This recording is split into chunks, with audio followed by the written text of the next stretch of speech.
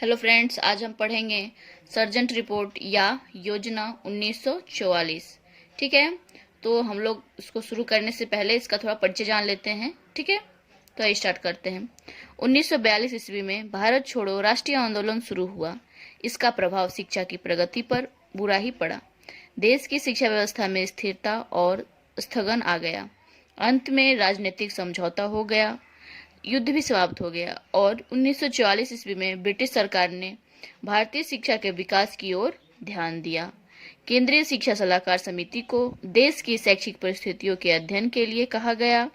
इस समिति ने सर जॉन सार्जेंट भारतीय सरकार के शिक्षा सलाहकार की अध्यक्षता में कार्य किया और 1944 ईस्वी में एक विस्तृत शिक्षा योजना, ठीक है, युद्धोत्तर शिक्षा विकास योजना या सर्जेंट योजना दी। ठीक है, तो जैसा कि हमने पढ़ा है कि 1942 ईस्वी में जब भारत छोड़ो राष्ट्रीय आंदोलन शुरू हुआ, ठीक है, तो जाहिर सी बात है आंदोलन होगा, देश में जो है कि लड़ाई झगड़े युद्ध की स्थिति पैदा होगी, तो जो शिक्षा का विकास है, प्रगति है, उस पर बुरा ही प्रभाव पड़ेगा। ठीक है, उससे जो है कि देश की जो शिक्षा व्यवस्था है वो डगमगाएगी। ठीक है, फिर तो जिससे क्या है, देश की जो शिक्षा व्यवस्था है उसमें क्या होगा, स्थिरता आ जाएगा। ठीक है, वो जहां है वहीं रहेगा, क्योंकि सभी लोग जब युद्ध में रहेंगे तो फिर इस क्षेत्र पे कौन ध्यान देगा। ठीक है, इसका परिणाम क्या हुआ कि जो राजनेता हैं, ठीक है, उन्होंने आपस में समझौता कर लिया। ठीक है, फिर युद्ध भी समाप्त हो गया। उसके बाद 1944 में ब्रिटिश सरकार ने जो है कि भारतीय शिक्षा के विकास की ओर ध्यान दिया। ठीक, और केंद्रीय सलाहकार समिति देश की शैक्षिक परिस्थितियों के अध्ययन के लिए कहा गया। ठीक है, इस समिति में सर जॉन सार्जेंट भारतीय सरकार के शिक्षा सलाहकार की अध्यक्षता में कार्य किया और जो है 1944 ईस्वी में, ठीक है, एक विस्तृत शिक्षा योजना दिया। ठीक है, उसका नाम क्या था, युद्धोत्तर शिक्षा विकास योजना या सर्जेंट योजना। ठीक है, तो ये हो गया हमारा परिचय। तो आइए स्टार्ट करते हैं हम। सर्जेंट रिपोर्ट या योजना 1944 ईस्वी ये क्या है। ठीक है, तो केंद्रीय शिक्षा सलाहकार समिति ने अपनी बैठक में यह निश्चित किया कि देश की बदलती हुई परिस्थितियों में पुरानी शिक्षा पद्धति से काम लेना उचित नहीं है और सामयिक परिस्थिति के अनुसार शिक्षा के स्वरूप को ढालने की बड़ी जरूरत है, इसलिए महान राष्ट्रीय योजना बनाई गई। ठीक है, तो जब सर्जेंट रिपोर्ट या योजना बनाई गई तो जो केंद्रीय शिक्षा सलाहकार समिति थी उनमें बैठक हुई और उन्होंने ये निश्चय किया कि जिस प्रकार का समाज हमारा बदल रहा है, ठीक है, देश हमारी बदल रही है, उसमें नई नई परिस्थितियां आ रही हैं। ठीक है, तो उन परिस्थितियों में अपने आप को अनुकूल करने के लिए जो पुरानी शिक्षा व्यवस्था है उससे जो है कि काम नहीं होगा। ठीक है, उससे जो है कि हम इस नई परिस्थिति में अपने आप को समावेश नहीं कर पाएंगे। ठीक है, तो उन्होंने क्या किया, अपने बदलते हुए देश की स्थिति को देखते हुए, ठीक है, उसमें अनुकूल होने के लिए जो है उन्होंने एक नया शिक्षा पद्धति का जो है कि उन्हें करना उचित लगा, क्योंकि जब जब परिस्थितियां बदलेंगी तो उसके अनुरूप हमें अपने आप को ढालना होगा और उसे ढालने के लिए हमें भी अपने आप को परिवर्तन करना होगा। हम चाहेंगे कि हम पुराने जैसे हैं वैसे ही रहें और परिस्थितियों से मुकाबला कर लें, तो ऐसा नहीं हो पाएगा। ठीक है, तो हम वहां पे जो है कि अनुकूलन नहीं कर पाएंगे और हम उससे हार जाएंगे। ठीक है, तो इसके लिए जो है कि जब जो केंद्रीय शिक्षा सलाहकार समिति बैठी तो उन्होंने देखा कि जिस प्रकार देश बदल रहा है, परिस्थिति बदल रही है, तो उस हिसाब से जो है कि हम शिक्षा का स्वरूप निर्धारित करेंगे और जो ताकि वे जो है कि सभी परिस्थितियों के अनुसार अपने आप को ढाल लें। तो ऐसी शिक्षा की जरूरत पड़ी। ठीक है, तो इसीलिए जो है कि ये महान राष्ट्रीय योजना बनाई गई। ठीक है, जिसे सर्जेंट रिपोर्ट कहते हैं। फिर है योजना का उद्देश्य। तो जाहिर सी बात है, कोई योजना बनाई जाएगी तो उसका कुछ ना कुछ उद्देश्य होगा, बिना उद्देश्य के कार्य करना सही नहीं होता है, तो इसलिए एक उद्देश्य बनाया जाता है। तो वे उद्देश्य क्या है, इस योजना का उद्देश्य भारत में 40 वर्ष की अवधि में शैक्षिक उपलब्धियों के उन्हीं मापदंडों का निर्माण करना है जिनको इंग्लैंड में पहले से ही प्राप्त किया जा चुका है। ठीक है, तो जो इसका उद्देश्य था, जो सर्जेंट रिपोर्ट है, इसका उद्देश्य था कि जो 40 वर्ष की अवधि में जो ये योजना था, इसका उद्देश्य था कि भारत में 40 वर्ष की जो अवधि है उसमें शैक्षिक उपलब्धियों और उस हिसाब का मापदंड तैयार करना था जो कि इंग्लैंड में बहुत ही पहले हो चुका था। ठीक है, और उसी शिक्षा व्यवस्था की जरूरत अब भारत में भी है। ठीक है, तो जो शिक्षा का विकास इंग्लैंड में बहुत पहले हो चुका था, वैसे ही शिक्षा का विकास अब भारत में भी करना जरूरी है। ठीक है, तो ये उद्देश्य था। उसके बाद है कार्य क्षेत्र। ठीक है, तो इस योजना का कार्यक्षेत्र पूरे देश की सभी प्रकार की शिक्षा की स्थिति की जानकारी करने और तदनुकूल सिफारिश देने तक फैला था। यह योजना अति विस्तृत और राष्ट्रीय मानी गई और 12 भागों में है। ठीक, तो जो इसका कार्य क्षेत्र था, तो जो ये योजना था, ये सभी प्रकार की जितनी प्रकार की शिक्षाएं होती हैं, ठीक है, जितने प्रकार के विषय होते हैं या किसी प्रकार का जो वातावरण होता है, ठीक है, तो उस हर के हिसाब से अपने आप को अनुकूलित कर लेने, मतलब सभी क्षेत्र को जो है कि इसमें लिया गया था और जो इसकी सिफारिश है उसका फैलाव हुआ था। ठीक है, और ये जो योजना थी बहुत ही विस्तृत थी और राष्ट्रीय स्तर तक जो है कि इसे मानी जाती थी। ठीक है, इसे 12 भागों में बांटा गया था। तो वे 12 भाग क्या हैं, हम इनके बारे में भी अभी जानेंगे। ठीक है, फिर हमारा अगला है योजना की सिफारिशें। तो जो योजना बनी तो इसमें कुछ सिफारिशें भी की गई। ठीक है, कि क्या क्या चीज रखना चाहिए या होना चाहिए और क्या क्या चीजें नहीं होनी चाहिए। ठीक है, तो वो सिफारिशें क्या है, आइए हम लोग पढ़ते हैं। तो हमारा पहला है प्रथम अध्याय। प्रथम अध्याय में प्राथमिक शिक्षा आती है। ठीक है, तो पहला है 5 या 6 वर्ष से 14 वर्ष तक सभी लड़के लड़कियों के लिए सर्वव्यापी अनिवार्य और निःशुल्क शिक्षा की व्यवस्था होनी चाहिए। ठीक है, तो जो सर्जेंट रिपोर्ट थी, इसमें जो प्रथम जो अध्याय था उसमें प्राथमिक शिक्षा की बात की गई थी कि प्राथमिक शिक्षा में 5-6 वर्ष से लेके 14 वर्ष तक के सभी बालक या बालिकाओं को सर्वव्यापी मतलब सभी प्रकार की और अनिवार्य रूप से शिक्षाएं दी जाएंगी और वो शिक्षा क्या होंगी, निःशुल्क होंगी, इसकी व्यवस्था होनी चाहिए। ठीक है, फिर दूसरा क्या है, यह शिक्षा जूनियर बेसिक मतलब जूनियर बेसिक में 5-6 वर्ष से 11 वर्ष तक होगी और सीनियर बेसिक में 11 से लेकर 14 वर्ष में विभाजित कर देनी चाहिए। जूनियर बेसिक शिक्षा सबके लिए अनिवार्य होगी, सीनियर बेसिक शिक्षा उन लोगों के लिए होगा जो हाई स्कूल में शिक्षा नहीं लेंगे, इस प्रकार की शिक्षा में अव्यय नहीं होगा। ठीक है, तो जो प्राथमिक शिक्षा थी इसमें जो शिक्षा को है 2 भागों में बांटने की बात कही गई है। एक पहला जूनियर बेसिक और दूसरा सीनियर बेसिक। जूनियर बेसिक में जो है कि वो 5-6 वर्ष से लेके 11 वर्ष तक के बच्चे आएंगे और सीनियर बेसिक में 11 से 14 वर्ष के बच्चे आएंगे। ठीक है, तो जो जूनियर बेसिक होंगे उनके लिए शिक्षा को जो है कि अनिवार्य रूप से ग्रहण करना ही करना है। ठीक है, और जो सीनियर बेसिक में आएंगे उनमें हाई स्कूल जो होंगे वे अगर हाई स्कूल में शिक्षा नहीं लेंगे तो जो है कि शिक्षा में अव्यय नहीं होगा। ठीक है, फिर तीसरा है शिक्षा का माध्यम मातृभाषा हो। ठीक है, तो जो प्राथमिक शिक्षा है उसमें शिक्षा का माध्यम क्या होगा, मातृभाषा। ठीक है, जो बालक जहाँ रहता है उसने पहले माँ के द्वारा जो भाषा बोलना सीखा है उसे जो है कि शिक्षा में यूज किया जाए। फिर चौथा है आंतरिक परीक्षा की व्यवस्था हो। ठीक है, तो जो प्राथमिक शिक्षा है तो ऐसा नहीं है कि हाँ पढ़ाया जा रहा तो उसमें किसी प्रकार का कोई भी परीक्षा नहीं ली जाए, नहीं, उसमें आंतरिक शिक्षा की व्यवस्थाएं की जाए।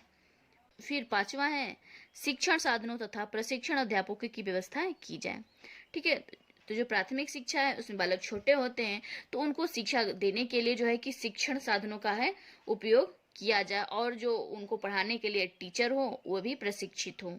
ठीक है, तो शिक्षण साधन में जैसे कि हम बालक को जिस विधि से भी जिस मटेरियल का यूज करके पढ़ाते हैं उसको शिक्षण साधन में हम लोग ले सकते हैं। Chalk, duster, black board, chart paper, flash card और रेडियो, टेलीविजन, मतलब वो कोई भी तरीका हो सकता है जिससे कि बालक सीख रहा है। ठीक है, तो ये शिक्षण साधनों में आ जाएंगे। ठीक है, फिर उसके बाद हमारा है अगला अध्यापकों की नियुक्ति, सेवा एवं प्रशिक्षण की दशाओं में सुधार किया जाए। ठीक है, तो जो अध्यापक की नियुक्ति होती थी, और नियुक्ति कहने का तात्पर्य कि एक मतलब डिग्री बना दिया जाए कि हाँ टीचर के पद को प्राप्त करने के लिए आपको ये क्वालिफिकेशन होनी चाहिए। ठीक है, और उनकी सेवाएं वो किस प्रकार दे रहे हैं, रेगुलर आते हैं नहीं आते हैं, तो इन सारी चीजों को भी ध्यान में लिया जाए। और इनके प्रशिक्षण कहने का तात्पर्य कि जो टीचर बनेंगे तो उनके लिए जो है कि टीचर ट्रेनिंग कोर्स या टीचर का जो भी कोर्स होता है, चाहे वो बीएड हो गया, डीएड हो गया, बीटीसी हो गई, ठीक है, डीएलएड हो गया, मतलब किसी प्रकार का जो है कि इसमें से कोर्स होना चाहिए। ठीक है, तो ऐसी कोर्सों की जो है कि व्यवस्थाएं की जाएं। हालांकि उस समय ऐसा नहीं था, लेकिन ऐसी बात कही गई थी कि ऐसी व्यवस्थाएं होनी चाहिए। ठीक है, अगला है इस स्तर पर गांधी जी की बेसिक शिक्षा योजना स्वीकार की जाए, लेकिन विद्यालय की आत्मनिर्भरता का सिद्धांत ना माना जाए। ठीक है, तो जैसा कि हमने पढ़ा था बेसिक शिक्षा में और वर्धा शिक्षा योजना में कि गांधी जी ने कहा था कि जो बालक हो उनको शिक्षाएं दी जाएं और विद्यालय शिक्षा के साथ साथ उन्हें हस्तकला कार्य भी सिखाया जाए ताकि जो बालक हो वे आत्मनिर्भर हो सके। ठीक है, तो इसमें ये बात कही गई है कि जो इस स्तर पर गांधी जी की जो बेसिक शिक्षा योजना है उसे स्वीकार किया जाए कि बालकों को शिक्षा ग्रहण करना ही करना है, लेकिन उनकी जो विद्यालय में आत्मनिर्भर होने का जो सिद्धांत है कि उन्हें हस्तकला कार्य सिखाया जाए ताकि वो कोई व्यवसाय कर सके अपने जीविकोपार्जन करने के लिए, तो इस सिद्धांत को जो है कि न माना जाए, ऐसा कहा गया है इसमें। फिर हमारा अगला है इस स्तर की शिक्षा पर 200 करोड़ व्यय किया जाए। ठीक है, तो जो प्रथम अध्याय में प्राथमिक शिक्षा की हमने बारे में भी पढ़ा जितना भी, तो जो इस स्तर की शिक्षा व्यवस्थाएं की जाएंगी उसमें कम से कम जो है कि 200 करोड़ रुपए का खर्च करने की बात किया जाएगा। ठीक है, फिर उसके बाद हमारा दूसरे नंबर पर है द्वितीय अध्याय। ठीक है, द्वितीय अध्याय में क्या आता है? पूर्व प्राथमिक शिक्षा। पूर्व प्राथमिक शिक्षा कहने का तात्पर्य कि प्राथमिक शिक्षा ग्रहण करने से पहले की शिक्षा। ठीक है, तो पहला है पूर्व प्राथमिक स्तर की शिक्षा राष्ट्रीय योजना में महत्वपूर्ण स्थान रखती है। 3 से 6 वर्ष तक के शिशुओं की शिक्षा व्यवस्थाएं होनी चाहिए। ठीक है, तो जो पूर्व प्राथमिक शिक्षा का जो स्तर है, ठीक है, वे राष्ट्रीय योजना जो बनी है उसमें जो है कि बहुत ही महत्वपूर्ण स्थान रखता है। क्यों? क्योंकि जो प्राथमिक शिक्षा है या किसी भी प्रकार की शिक्षा है तो उसको ग्रहण करने के लिए जो पूर्व प्राथमिक शिक्षा है उसमें बालक को किस प्रकार की शिक्षाएं दी जा रही हैं कि नहीं दी जा रही हैं, इन सारे चीजों को जानना बहुत ही जरूरी है, क्योंकि ये हमारा जो है बेस है। पूर्व प्राथमिक शिक्षा बेस होता है, तो जब बेस तैयार होगा तो आगे का अपने आप कार्य होगा। ठीक है, तो इसमें 3 से 6 वर्ष के जो शिशु हैं उनकी शिक्षा व्यवस्था की बात की गई है। ठीक है, फिर हमारा दूसरा है नगरों में नर्सरी स्कूल अलग हों और गांव में प्राथमिक विद्यालयों के साथ संलग्न किए जाएं। तो जो पूर्व प्राथमिक शिक्षा की बात की गई है, तो जो नर्सरी स्कूल होते हैं वे शहर में अलग अलग होने चाहिए। ठीक है, और जो गांव है, गांव में जो प्राथमिक विद्यालय है उसी के साथ उसको जोड़ के जो है कि उसकी व्यवस्थाएं की जाए। ठीक है, फिर तीसरा है नर्सरी स्कूलों में प्रशिक्षित महिलाएं नियुक्त की जाए, उनके प्रशिक्षण के लिए महाविद्यालय खोले जाए। ठीक है, तो जो नर्सरी स्कूल में प्रशिक्षित महिलाएं होती हैं, ठीक है, तो उन्हें भी इस प्रकार का प्रशिक्षण दिया जाए कि वो जो है कि छोटे छोटे बच्चों को किस प्रकार संभालना है, किस प्रकार उन्हें जो है कि खेल खेल के माध्यम से शिक्षा देना है, या जिसमें उनकी रुचि है या जो कार्य करना चाहते हैं वे उसी के माध्यम से उसे शिक्षित करें। उन्हें स्कूल में बैठना, रहना, मतलब किस प्रकार दूसरे के साथ एक दूसरे बच्चे बैठें, किस प्रकार उनसे रहें, बात करें। ठीक है, तो इन सारे चीज़ों को जो है कि वो जो प्रशिक्षित महिलाएं हैं उनको देख रेख करना है। ठीक है, और इन प्रशिक्षित महिलाओं को तैयार करने के लिए जो है कि प्रशिक्षण के लिए महाविद्यालय भी खोले जाएं। ठीक है, फिर अगला है अभिभावकों को नर्सरी विद्यालयों में बच्चों को भेजने के लिए प्रोत्साहित किया जाए। ठीक है, तो जो नर्सरी विद्यालय खोले जाएंगे तो चूंकि उसमें छोटे छोटे बच्चे जाते हैं 3 से 6 वर्ष। ठीक है, तो जो अभिभावक होते हैं वे उसमें भेजने के लिए तैयार नहीं होते हैं कि हमारा बच्चा भी बहुत छोटा है, पता नहीं वहाँ पे वो देख रेख करेंगे या नहीं करेंगे, तो इसलिए वे तैयार नहीं होते। तो उन्हें एक विश्वास दिलाना होगा कि हाँ आपका बच्चा वहाँ सुरक्षित है, उसे अच्छी चीज़ें सिखाई जाएंगी जो कि उनके आगे पढ़ाई के लिए बहुत ही ज़रूरी है। तो इस तरह जो है कि उनको प्रोत्साहित किया जाएगा, तब ये जो है अभिभावक अपने बच्चे को नर्सरी स्कूल में भेजेंगे, तो इसकी भी व्यवस्थाएं की जाए। ठीक है, ऐसी बात कही गई है। फिर हमारा अगला है शिक्षा का पाठ्यक्रम अनौपचारिक हो, सामाजिक अनुभव एवं शिष्टाचार की शिक्षाएं दी जाएं। ठीक है, तो जो नर्सरी स्कूल की बात की जा रही है, तो जो होगा उसमें बालकों को, क्योंकि बालक छोटे छोटे होते हैं, तो उन्हें कोई पाठ्यक्रम से पढ़ाना या किताबी ज्ञान देना ये बच्चों के लिए थोड़ा सा मुश्किल होगा, तो उन्हें अनौपचारिक रूप से शिक्षा दिया जाए। अनौपचारिक कहने का तात्पर्य कि जो बालक है वे स्वयं से सीखे, अनुभव से सीखे, समाज में रह के सीखे, ठीक है, ना कि उनके ऊपर बोझ हो कॉपी किताब का कि हाँ इसको रट्टा मारना है, इसे ही पढ़ना है, ऐसा नहीं। वो खुद से करके जो भी सीखते हैं, ठीक है, तो इन शिक्षा पे जोर देने की बात की जा रही है। सामाजिक अनुभव हो उन्हें, वे समाज में रहें, वे एक दूसरे से बात करें, एक दूसरे से किस प्रकार रहते हैं, उठना बैठना बात करना, ठीक है, शिष्टाचार की भावना, आदर करना, सम्मान करना, ठीक है, इन सब चीजों को जो है कि वहां पे सिखाया जाए। फिर अगला है, इस स्तर की शिक्षा में किसी प्रकार की सख्ती न की जाए। ठीक है, तो जैसा कि हमने पढ़ा कि जो पूर्व प्राथमिक शिक्षा है, ठीक है, तो ये नर्सरी स्कूल, इसमें छोटे छोटे बच्चे होते हैं, तो उन्हें किसी प्रकार की सख्ती से मार पीट कर तो पढ़ाया नहीं जा सकता है। ठीक है, क्योंकि वो छोटे होते हैं, उनके मस्तिष्क का विकास हो रहा होता है। तो ठीक है, तो उस समय जो है हम उनको जितनी अच्छी चीजें सिखाएंगे, जितनी सावधानी पूर्वक सिखाएंगे, ठीक है, वो वही चीज सीखेंगे। तो उन्हें मारना पीटना, दंड देना, ये सब उनके दिमाग को जो है कि एक रूढ़िवादिता पैदा कर देंगी, या कहें कि बच्चों के अंदर एक हीन भावना आ जाएगी, वे डरने लगेंगे उस चीज से, वे वहां जाना पसंद नहीं करेंगे। तो इन सब चीजों को जो है कि बिल्कुल ही अवॉइड करना है। इसमें सख्ती बिल्कुल ही नहीं होगी, बच्चे खेल के माध्यम से सीखेंगे, उनके अपने रुचि के हिसाब से सीखेंगे। इसमें किसी प्रकार की कोई मारपीट दंड व्यवस्थाएं नहीं होंगी, ऐसी बात की गई है। ठीक है, फिर तीसरा है तृतीय अध्याय। ठीक है, तृतीय अध्याय में हाई स्कूल शिक्षा की बात की गई है, जिसमें पहला है, यह शिक्षा 11 से 17 वर्ष आयु वालों के लिए होगी। ठीक है, तो जैसा कि हमने पढ़ा है कि जो हाई स्कूल की शिक्षा होगी उसमें कम से कम 11 और अधिक से अधिक जो भी हो, लेकिन कम से कम 11 प्लस से लेके 17 वर्ष आयु वालों के लिए जो है कि ये हाई स्कूल की शिक्षाएं होंगी। फिर दूसरा है जूनियर बेसिक 6 से 11 वर्ष तक करने पर 20% छात्रों को हाई स्कूल कक्षा में प्रवेश किया जाए, शेष 80% छात्र सीनियर बेसिक कक्षाओं में प्रवेश पाने के अधिकारी होंगे। तीसरा है, हाई स्कूल 2 प्रकार के होंगे, साहित्यिक और औद्योगिक। चौथा है, योग्य विद्यार्थी को उच्च अध्ययन की सुविधाएं दी जाए। पांचवा है, हाई स्कूल की शिक्षा को विश्वविद्यालय शिक्षा का पूर्व स्तर न समझा जाए, बल्कि अपने में पूर्ण समझा जाए। ठीक, फिर चौथा हमारा है चतुर्थ अध्याय, उच्च या विश्वविद्यालय शिक्षा। ठीक है, पहला है, विश्वविद्यालय शिक्षा के स्तर को ऊंचा उठाया जाए, इंटरमीडिएट कक्षाएं भंग कर दी जाएं और उसका 1 वर्ष हाई स्कूल में और 1 वर्ष डिग्री कक्षा में दिया जाए। ठीक है, तृतीय वर्ष डिग्री कोर्स कर दिया जाए। हाई स्कूल प्रणाली का भी पुनर्गठन किया जाए। विभिन्न विद्यालयों का पाठ्यक्रम में एकता एवं साम्य की स्थिति ठीक रखने और पारस्परिक संबंध स्थापित करने के लिए विश्वविद्यालय अनुदान आयोग तथा समिति भी बनाई जाए। ठीक है, तो इसमें जो विश्वविद्यालय की बात की जा रही है, तो विश्वविद्यालय का जो स्तर है उसको ऊंचा उठाने की बात की जा रही है। ठीक है, जो इंटरमीडिएट कक्षाएं हैं उनको भंग कर दी जाए और इसके जो है कि उसके लिए 1 वर्ष का हाई स्कूल और 1 वर्ष की डिग्री कक्षाओं को मिला दिया जाए। ठीक है, जिसे कि त्रिवर्षीय डिग्री कोर्स कर दिया जाए।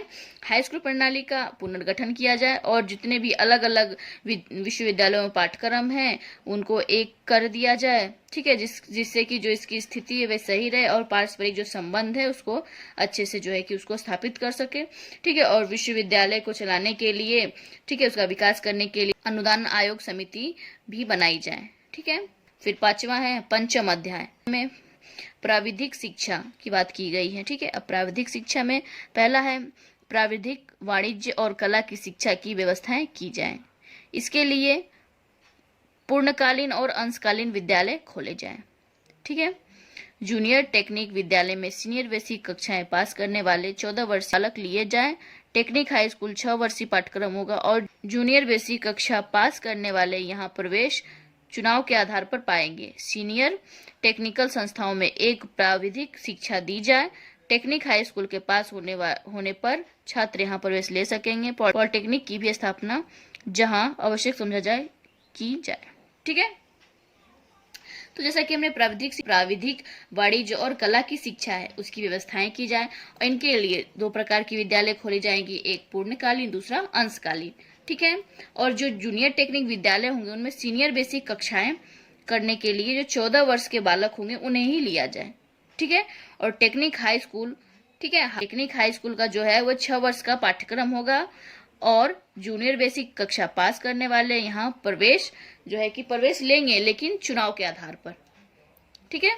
फिर जो सीनियर टेक्निक संस्थाएं उनमें उच्च प्राविधिक शिक्षा दी जाएंगी। टेक्निक हाई स्कूल के पास होने पर जो छात्र हैं यहाँ प्रवेश ले सकेंगे।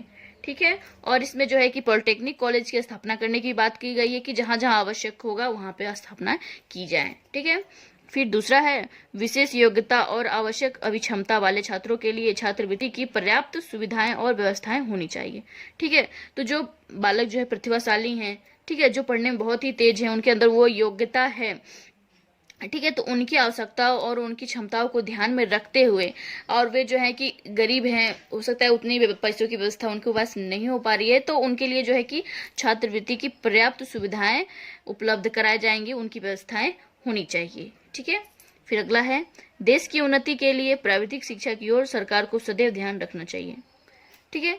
तो देश की उन्नति के लिए प्राविधिक शिक्षा में भौतिक शिक्षा की बात की जा रही है। ठीक है। तो देश की उन्नति के लिए भौतिक शिक्षा को आगे बढ़ाना बहुत ही जरूरी है और इस पर सरकार को ध्यान देने की बहुत ही आवश्यकता है, ध्यान रखना चाहिए।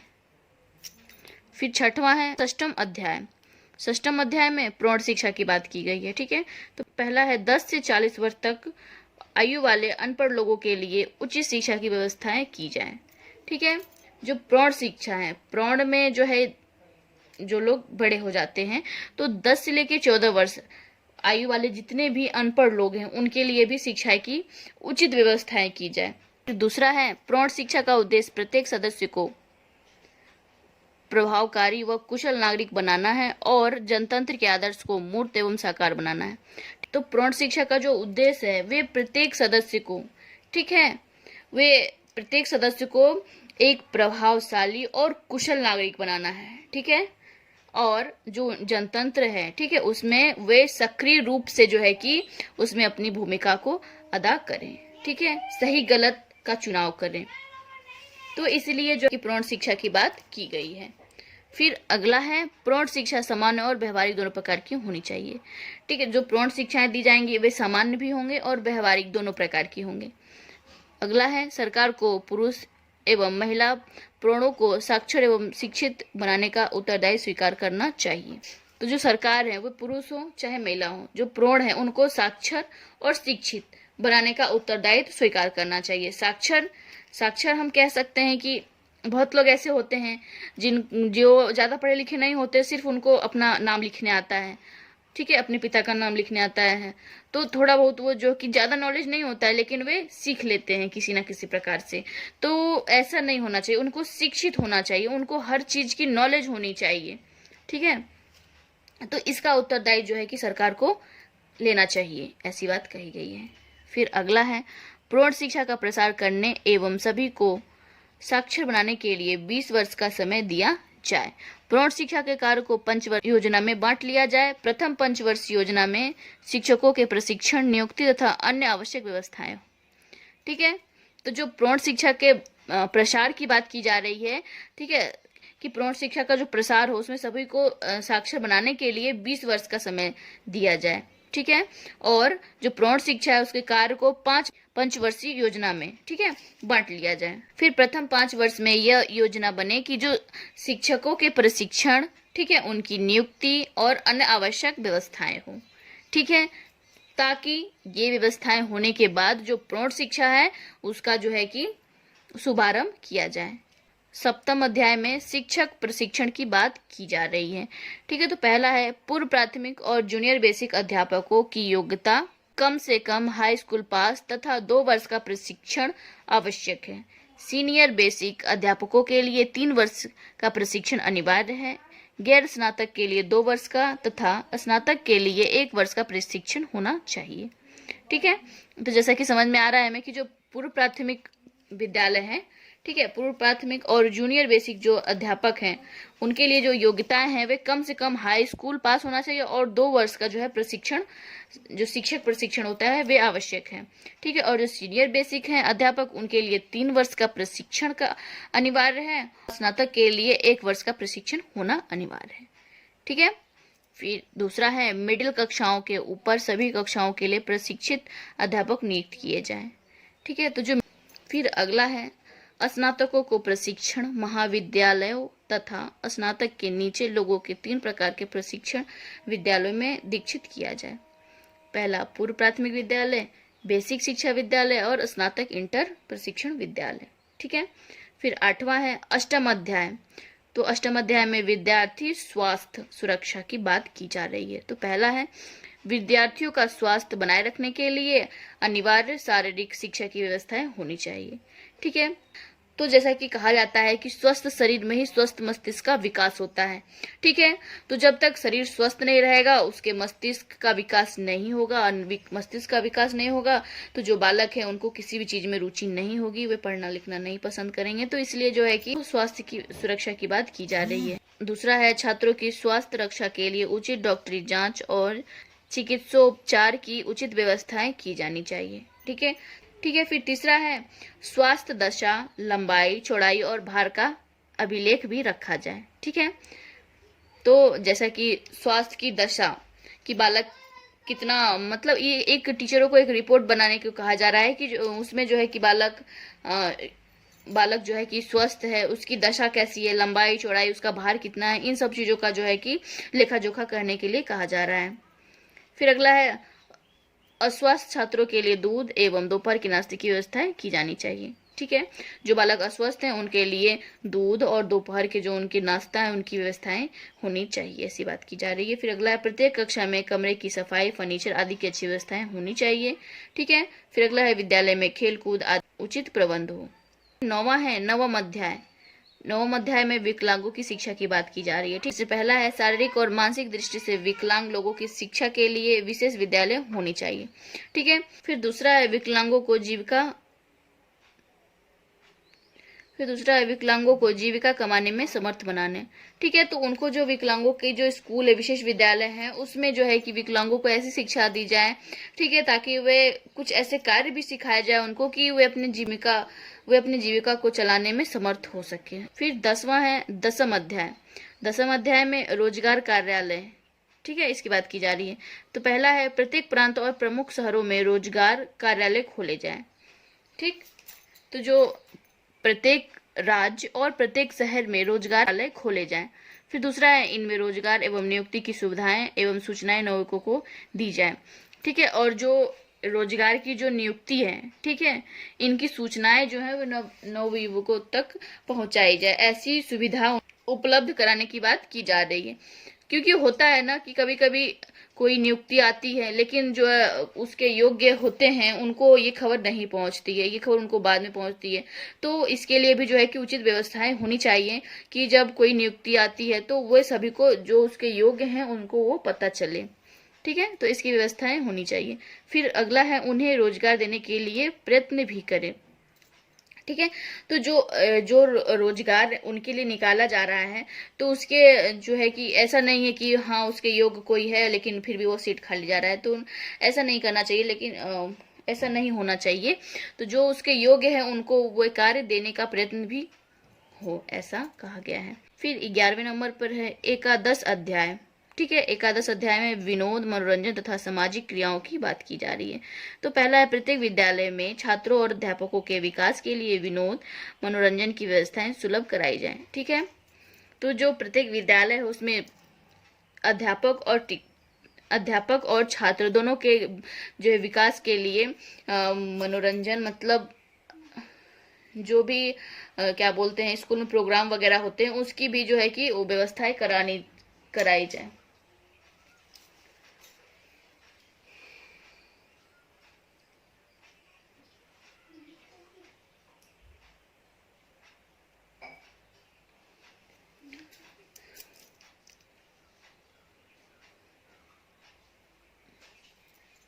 तो जो प्रत्येक विद्यालय है उसमें छात्रों और अध्यापकों के विकास के लिए विनोद, मनोरंजन की जो व्यवस्था है उसको भी सुलभ कराई जाए। ठीक है, तो जो भी मतलब कहने का तात्पर्य है कि जैसे देखते हैं हम अक्सर स्कूलों में वार्षिक महोत्सव, ठीक है। और 26 जनवरी, 15 अगस्त पे जो है प्रोग्राम और गाना, इन सब चीज़ों का जो है कार्यक्रम करने को कहा जाता है, जिससे कि बालक के जो है कि उससे मनोरंजन होता है। ठीक है। और हर हफ्ते में सैटरडे को मतलब सैटरडे को लास्ट पीरियड में ऐसा होता है ना कि अंतराक्षरी का पीरियड रख दिया जाए। इससे क्या होता है, बच्चों को मनोरंजन होता रहता है, उसमें शिक्षक भी है कि उसमें थोड़ा मनोरंजन कर लेते हैं। तो ऐसी व्यवस्थाएं भी होनी चाहिए। फिर दूसरा है, छात्रों में सामाजिकता की भावना का विकास किया जाए। ठीक है। जो बालक पढ़ने आते हैं तो उनमें पढ़ाई के साथ साथ उन्हें समाज में किस प्रकार रहना है, ठीक है, किससे व्यवहार करना है, किस प्रकार का, इस चीज़ों का भी जो है उनमें विकास करना चाहिए, विकास किया जाए। ठीक है। फिर तीसरा है, 11 से 12 वर्ष के बालकों के लिए बागवानी, लोक संगीत, नृत्य, रेड क्रॉस की क्रियाएं, सामूहिक अभिनय, बालचार्य आदि की क्रियाएं होनी चाहिए। ठीक है। तो जो 11 से 12 वर्ष के जो बालक हैं उनके लिए बागवानी, ठीक है, उनके द्वारा, बागवानी कहने का तात्पर्य कि उनके द्वारा जो है कि पेड़ उड़ लगवाया जाए, पेड़ फूल आदि लगवाया जाए। लोक संगीत, नृत्य, ठीक है, उनसे जो है वे जिस राज्य के हैं वहाँ का कौन सा लोकगीत है, ठीक है, इन सारी चीज़ों को जो है नृत्य करवाया जाए, उनको जो है संगीत करने को कहा जाए। ठीक है। रेड क्रॉस की क्रियाएं हो, सामूहिक अभिनय हो, ठीक है, आदि जो क्रियाएं हैं उनको क्रियाएं होनी चाहिए। ठीक है। फिर अगला है, उच्च कक्षाओं में छात्रों के लिए अंतर विश्वविद्यालयी प्रतियोगिताएं, खेलकूद, वाद विवाद, तरुण सम्मेलन, गोष्ठियां, युवा समारोह, कृषक मेला आदि क्रियाओं की व्यवस्थाएं भी की जाए। ठीक है।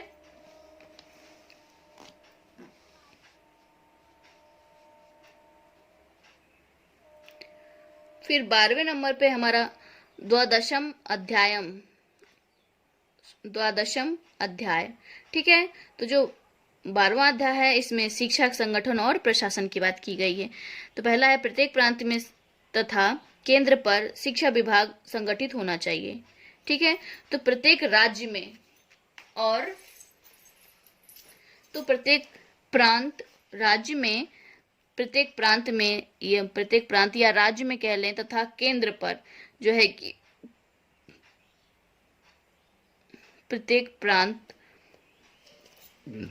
प्रत्येक राज्य और केंद्र पर शिक्षा विभाग गठित होने चाहिए। ठीक है।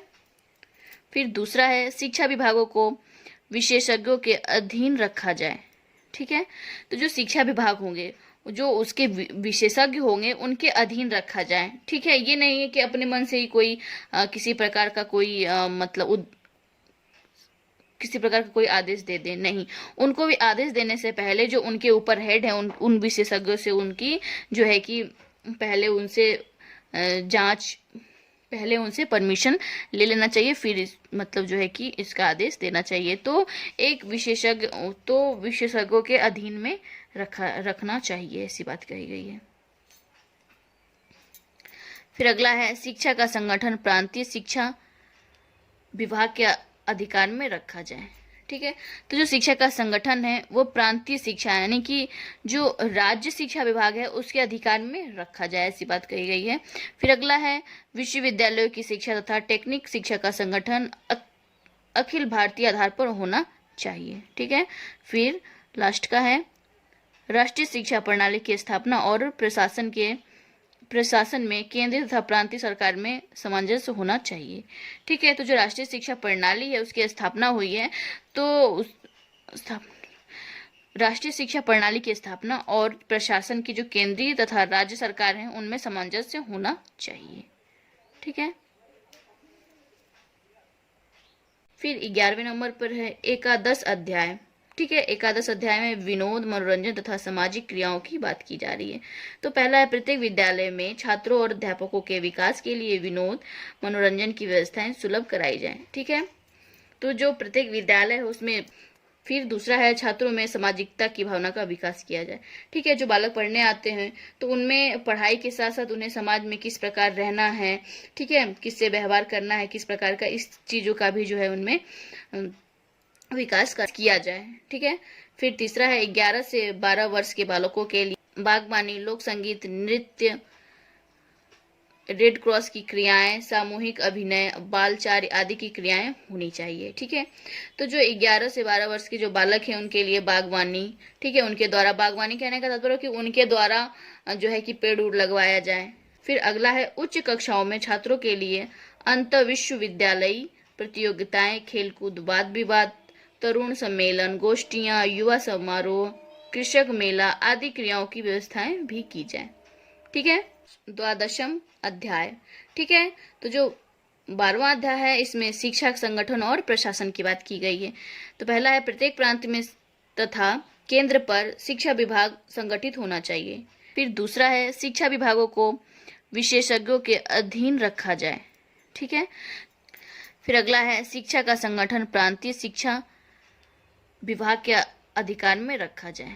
ठीक, फिर अगला है विश्वविद्यालयों की शिक्षा तथा टेक्निक शिक्षा का संगठन अखिल भारतीय आधार पर होना चाहिए। ठीक है, फिर लास्ट का है राष्ट्रीय शिक्षा प्रणाली की स्थापना और प्रशासन में केंद्रीय तथा प्रांतीय सरकार में सामंजस्य होना चाहिए। ठीक है, तो जो राष्ट्रीय शिक्षा प्रणाली है उसकी स्थापना हुई है, तो राष्ट्रीय शिक्षा प्रणाली की स्थापना और प्रशासन की जो केंद्रीय तथा राज्य सरकार है उनमें सामंजस्य होना चाहिए। ठीक है।